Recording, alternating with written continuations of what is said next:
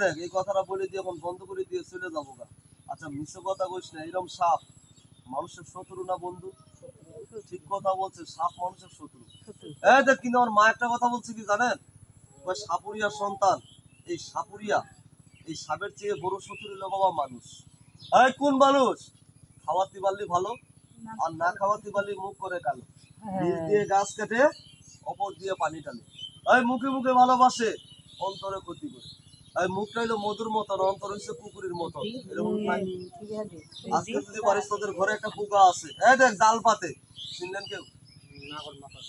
দেখ পালি গাছটা টান দিয়ে চলে একটা মাখা পোকার জাল দিয়ে পালি গাছটা ব্যবহার করবি। কিন্তু অনেকজনে প্রশ্ন করে, সাবুরিয়া, রাখ, সাবুরিয়ার ছেলে, তুই তো আমার এতগুলা কথা বলি, তুই তো গাছটার নাম বললি না। আচ্ছা গাছটার নাম বলে দিলে অপরাধ হবে?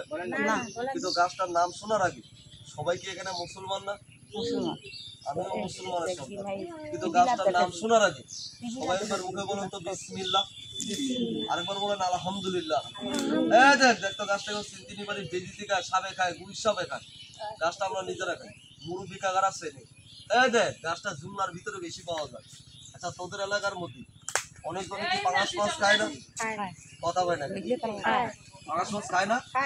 ওই পাঙাশ মাছ খাইলে ওই গাছের পাতাটা পরিষ্কার করতে লাগে পাঙাশ মাছটা, শুনলেন কেউ?